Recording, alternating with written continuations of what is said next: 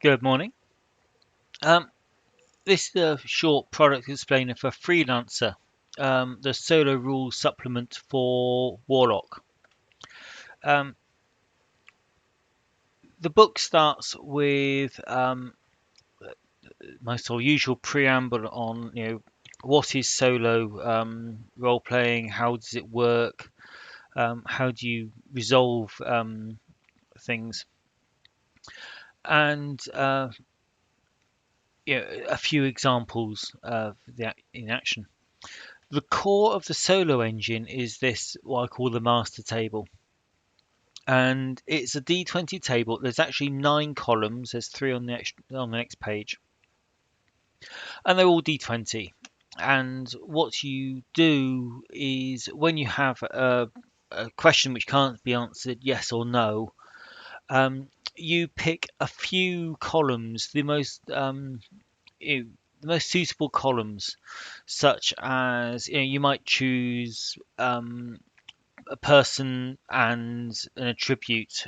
Roll the d20, and so that's a 7 and a 1. So the 7 becomes Madam, and the 1 becomes Deadly. So you've now got a Deadly Madam, and that's you know a concept you can then introduce to the game.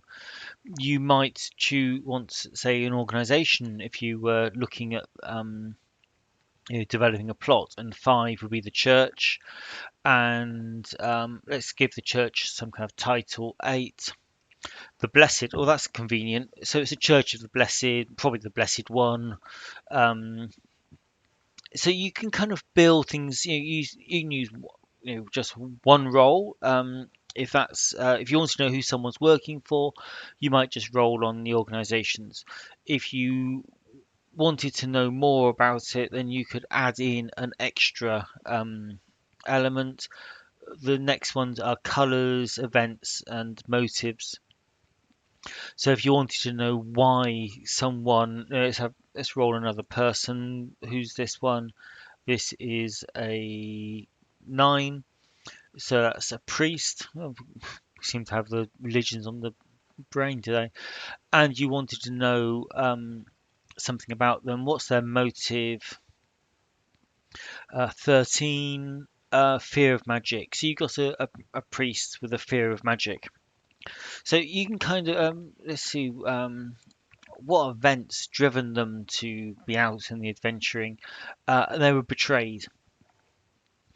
So you can kind of build little bits. If you introduce an NPC and it's a priest who's scared of magic, and in some way he's been betrayed, and you can kind of drill down using this of master table. And it's all just D20. Now, what's different to many solar systems here is the actual yes no oracle is derived from your character stat. Now, in Warlock, you've only really got two: stamina and luck. So I'm using luck, and luck starts high, and you're going to roll a d20, add your luck, and if it's over 20, the answer is yes. If it's under 20 or under, the answer is no. The further you go up, the bigger the total, the more emphatic the yes. The uh, lower the total, the worse the no result. And this time you're not rolling just for the universe in general. You're rolling for things from your character's point of view. You ask questions where the yes is the best for the character, and no's are worse for the character, as luck would have it. Now, luck is very dynamic in Warlock. Every time you test your luck, your luck stat diminishes by 1. So when you're playing Freelancer, Warlock as a solo game, everything starts out going in your character's favor. It's all, the universe is with you. But as you push your luck, so the universe turns its back on you. So things get harder as you go. So there is a kind of a ramping up of difficulty as your adventures progress, which is kind of the natural order of adventures anyway. If you had a game master running the game for you, they wouldn't throw you the massive end of level boss right at the beginning. You would have some smaller encounters, let you get involved, get the story moving, and then ramp up the danger. And so the Oracle system in Freelancer emulates that by using a stat which will only ever diminish over the course of your adventure. So the first 10 pages deal with the Oracle system. After that, it all becomes more to do with setting up an adventure for solo play. So you get the opening scenes and how that interacts with the solo system. Um, oh, that's the little bit about the using the luck as your stat as the target number really. No, target number is 20. You're adding the stat to the d20 roll to get over the target number.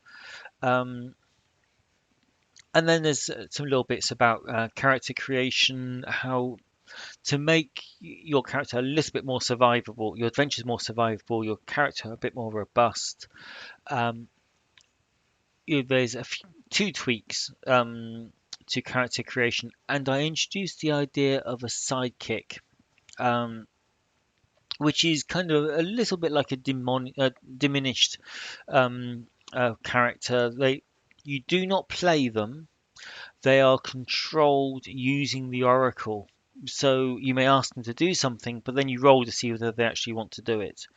Um, and there's, if you're nice to them, you get a bonus to your roll. If you are horrible to them, there's a negative to the roll, and so they're less likely to follow what you uh, ask them to do.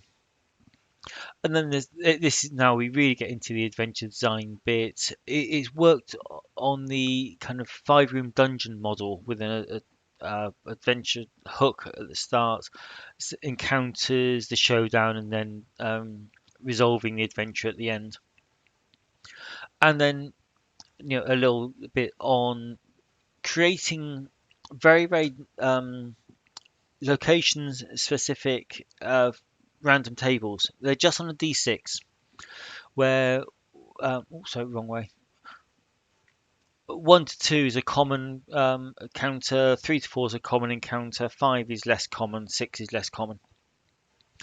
But just coming up with 4 things is really quick. And so what you can do is every time you enter a new location, and you're defining what's a location. A castle could be a location, but just the inner courtyard could be a location. And then when you get into the Great Hall, it could be another location. And then when you get into the private apartments upstairs, that can be another location.